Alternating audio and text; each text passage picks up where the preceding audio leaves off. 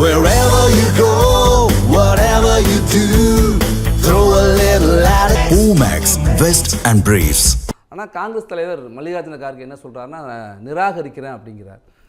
நிறைய விஷயங்களை கண்டுகொள்ளாத பட்ஜெட்னு ராகுல் காந்தி சொல்கிறார். இவ்வளோ விஷயங்கள் சொல்லியிருக்காங்க, ஆனால் நீங்கள் மாறா சொல்கிறீங்களா?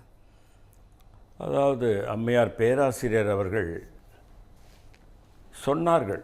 அதே போன்று தான் நம்முடைய நிதியமைச்சர் சம்பிரதாயத்திற்காக ஒரு பட்ஜெட்டை சமர்ப்பித்திருக்கிறார். கார்கே ராகுல் காந்தி சொன்னதை விட நான் இந்த பட்ஜெட் மீது மிக கடுமையான முரண்பாடை வைக்கிறேன். இது எல்லோருக்குமான பட்ஜெட் என்று நிதியமைச்சர் சொல்லுவதே ஒரு அபத்தமாக நான் பார்க்கிறேன். இதில் நீங்கள் பார்த்தீங்கன்னா விவசாயிகளுக்கு என்ன திட்டங்களை இவர்கள் அறிவித்திருக்கிறார்கள். பட்ஜெட்டை நான் முழுமையாக பார்த்தேன். தென்னை மரம் சொன்னார்கள், முந்திரி மரம் என்று சொன்னார்கள். அதுதான் விவசாயத்தை பற்றி சொன்னது. மகாத்மா காந்தி ஊரக வேலைவாய்ப்பு திட்டம் பெயர் மாற்றப்பட்டு விட்டாலும் கூட பரவாயில்லை.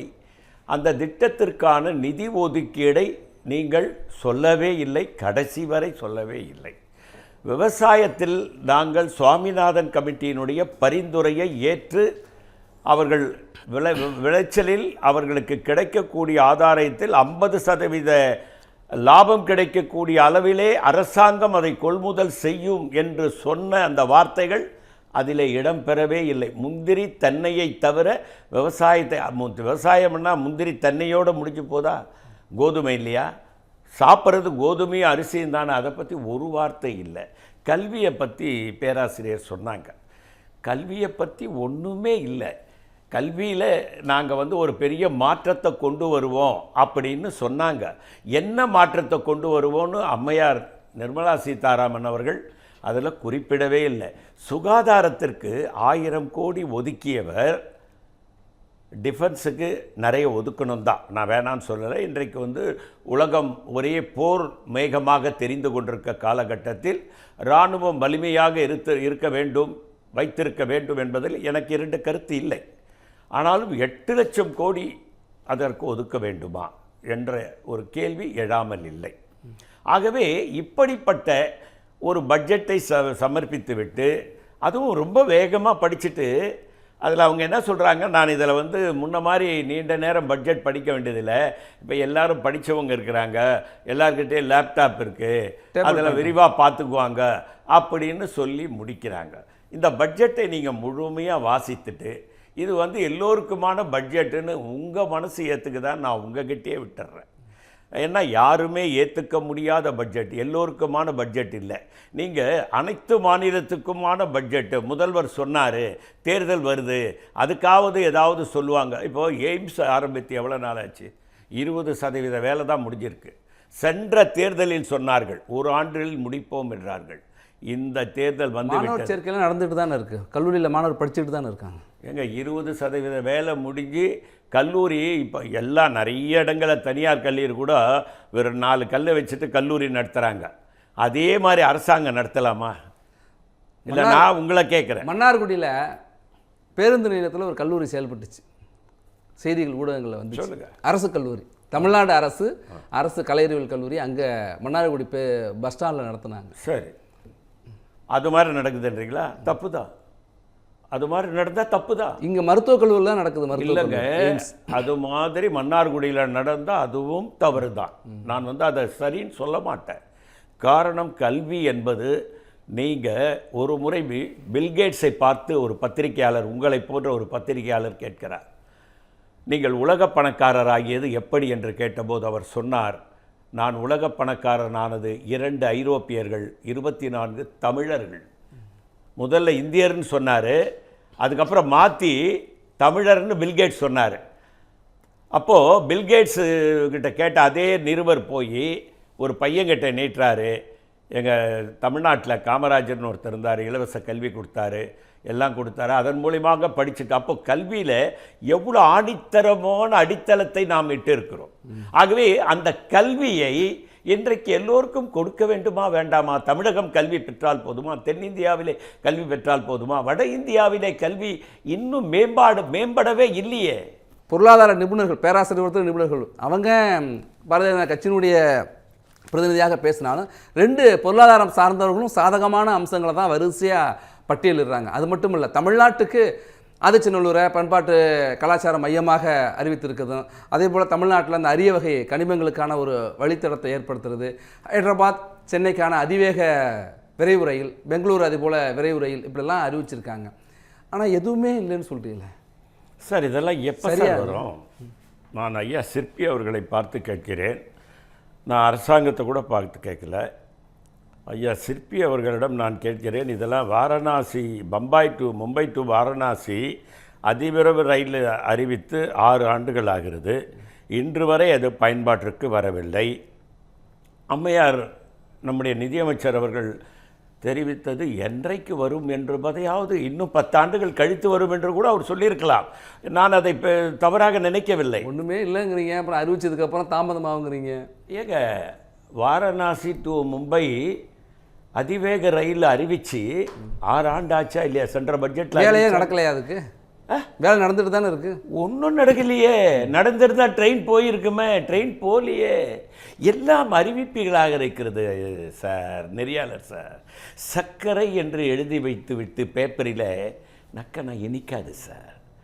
இந்த காஃபியில் சர்க்கரையை போட்டு குடிக்கும்போது இனிக்கும், இல்லைன்னா சர்க்கரையை கையில் போட்டு சாப்பிட்டோம்னா இனிக்கும். சர்க்கரை என்று பேப்பரில் எழுதிவிட்டு அம்மையார் அவர்கள் படிக்கிறார்கள், அதை ஐயா சிற்பி அவர்கள் முன்மொழிந்ததை வழிமொழிகிறார்களே என்ற வருத்தம். காஃபியில் கலந்த சர்க்கரையை கண்ணால் பார்க்கணும்னு நினைக்கிறீங்க. சர்க்கரை காஃபியில் கலந்துருக்குல்ல, அது தெரிஞ்ச சார். 6 ஆண்டுகளாக நானும் வாரணாசிக்கு போகணும், மும்பைக்கு போயிட்டு அங்கேருந்து அந்த அதிவேக ரயில் புல்லட் ட்ரெயினில் போகணுன்னு பார்க்குறேங்க. என்னுடைய கனவு நிறைவேறலையே சார். சார் அப்புறம் இருங்க நான் முடிச்சிடுறேன். இருங்க, நீங்கள் அடுத்தது இன்னொன்று, பொதுத்துறை நிறுவனங்கள் நம்ம ஏன் உருவாக்கணும்னு உங்களுக்கு தெரியும். எல்ஐசி என்பது இந்தியாவினுடைய ஒரு அசைக்க முடியாத பொது சொத்து. இன்றைக்கி அது தலையில் 35,000 கோடி வங்கிகளை அதுக்கு விற்றுருக்கோம். நீங்கள் பொதுத்துறை நிறுவனங்களை மக்கள்கிட்ட ஷேர் வாங்கி மக்களை அதற்குள் கொண்டு வந்தீங்கன்னா அது ஒரு நல்ல ஒரு நிலைப்பாடு. ஆனால் நீங்கள் என்ன பண்ணுறீங்க, எல்ஐசி மேலே சுமைக்கு மேலே சுமையை ஏற்றிக்கிட்டே இருக்கீங்க. எல்ஐசி மேலே சுமை ஏற்ற அரசாங்கத்திற்கு ஒரு பலகீனமான ஒரு நிலை ஏற்படும் என்பதை கூட நாம் அறியாமல் இருக்கிறோமே. பொருளாதாரத்தை சரியாக உணர்ந்த 2 பேர் இங்கே அமர்ந்திருக்கிறார்கள். அம்மையார் பேராசிரியர், இவங்க அதுக்கு பதில் சொல்லணும். பொதுத்துறை நிறுவனமான எல்ஐசி கிட்ட நீங்கள் இந்தியன் ஓவர்சீஸ் பேங்க்குக்கு நீங்கள் டேக் ஓவர் பண்ணுறீங்க. எல்ஐசியை வச்சு பல விஷயங்கள் அரசாங்கத்துக்கிட்ட எல்ஐசி கிட்ட கொண்டு போய் கொடுக்குறீங்க. அப்போ நீங்கள் அந்த மாதிரியான கொடுக்கும்போது எல்ஐசி கீழே விழுந்துடும் இல்லை. அதனுடைய அடிப்படை தன்மை எதற்காக ஆரம்பிக்கப்பட்டதோ அதனுடைய தன்மை பழுதாகி போய் விடுகிறது அல்லவா. இன்னொரு விஷயத்தை நீங்கள் பார்க்கல, ஒரு சிற்பி தான் குறிப்பிட்டார். அமெரிக்காவினுடைய அந்த நெருக்கடியாக இருக்கட்டும், இன்றைக்கு உலகத்தில் நடைபெறுகின்ற போர் சூழல்கள், இதற்கெல்லாம் கடந்து நம்முடைய பொருளாதாரம் இன்றைக்கு நிலைத்து நிற்குது. அதற்கான ஒரு அடித்தளத்தை அமைச்சிருக்காங்க. உள்நாட்டு உற்பத்தியாக என்ன சொல்றேன், எல்லாம் சரியா இருக்கிறப்ப அடுத்தடுத்த நெருக்கடி அமெரிக்கா நம்மளுக்கு கொடுத்துட்டு இருக்கிற சூழல்ல, நான் கேள்வியை முடிச்சிடுறேன். இப்படி இருக்கிற ஒரு சூழல்ல ஒரு 2047 வளர்ந்த இந்தியா என்கிற இலக்கை நோக்கி அடிப்படை கட்டமைப்பு சீர்திருத்தத்தை இந்த அரசு மேற்கொள்ளுது. அது எல்லோரும் சேர்ந்து பங்களிக்கணும்ல. அதுதானே சிற்பி சொன்னார், எனக்கு என்னன்னு கேட்கக்கூடாது, இந்த நாட்டுக்கு என்னன்னு கேட்கணும், அதற்கான பட்ஜெட்னு அவர் சொல்கிறாருல்ல. ஆனால் நீங்கள் சொல்கிறது அதுக்கு மாறாது சார். எல்லோரும் உழைக்கணும்னு ஐயா சிற்பி சொன்னதை நான் ஒத்துக்கொள்கிறேன். எல்லோரும் உழைத்தால் நிச்சயமாக பலன் உண்டு. அரசாங்கம் யார் ஆள்கிறார் என்பது முக்கியம் அல்ல. எனக்கு மாற்று கருத்து உள்ளவர் கூட அரசாட்சி செய்யலாம், தவறில்லை. தவறு இருந்தால் தட்டி கேட்கலாம், அதுவும் தவறில்லை. மிக பரந்துபட்ட ஜனநாயக நாடு, அதனால் அதுவும் தவறில்லை. ஆனால் எல்லோரும் உழைக்கணும் என்ற கருத்து வேறுபாடு எனக்கும் கிடையாது. ஆனால் திரு அரவிந்த் சுப்பிரமணி யார்? இந்த அரசாங்கம் வந்தவுடன் அதற்கு பொருளாதார ஆலோசகராக இருந்தவர். ஐயா சொன்னாங்க, இன்றைக்கி 4.2% ஜிடிபி இருக்குது, அது 7.2% மாறி இருக்குதுலாம் சொன்னால். ஆனால் அரவிந்த் சாமி அடித்து நான் இமயமலை உச்சியிலேருந்து கூட சொல்லுவேன் 3% மேலே ஜிடிபி இல்லை இந்தியாவில்னு சொல்கிறாரு. என்ன காரணம்? அப்போ அவருக்கு தெரியாமல் சொல்கிறாரா அரவிந்த் சுப்பிரமணி? இதை கேட்கணும். இப்போ ஐயா சொன்னாங்க ஒரு கூட்டமைப்பு உருவாக்கணும், அதை செய்யாமல் விட்டுட்டாங்க. ரகுராமராஜனும் உர்ஜித் பட்டேலும் அதை சொன்னாங்க, செய்யலன்னு தானே வெளியில் போனாங்க. அதையும் ஐயா சிற்பி ஒத்துக்குவார். மிகப்பெரிய பொருளாதார மேதை தானே யார்? ரகுராமராஜனும். அம்பானியோட ரிலேஷன் அவர். அவர் ரிசர்வ் வங்கியினுடைய கவர்னரா இருந்தாரு. அவங்க சொன்னாங்க, அதை ஏத்துக்காம வெளியே அனுப்புனாங்க. சார் நிறைவு கருத்து சுருக்கம். நாம ஏப்ரல் மாதம் தான் எப்பவுமே மத்திய பட்ஜெட்டை நம்ம சமர்ப்பிக்கிறது. காரணம் என்னன்னா, அது ஒரு விவசாய நாடு. ஐயா தீனதயாளன் அவர்கள் சொன்னார், நேரு சர்ச்சில் பற்றிலாம் சொன்னார். அதுக்குள்ளே போக வேணாம், நான் நீங்கள் ஒரு நிமிஷம் டைம் கொடுத்துருக்கீங்க. அப்போது விவசாயத்தை நம்பி தான் நாம் பட்ஜெட்டையே போடுவோம். விவசாய நாடு என்ற காரணத்தினால ஒன்று. ரெண்டாவதுங்க, 60 ஆண்டுகள் காங்கிரஸ் கட்சி ஆண்டு 45 லட்சம் கடன் வச்சுட்டு போகணும். 12 ஆண்டுகள் ஆகி 128 லட்சம் கோடி கடன் இன்றைக்கு இருக்கிறது. நீங்கள் தட்டுங்க, அதிலிருந்து வரும்.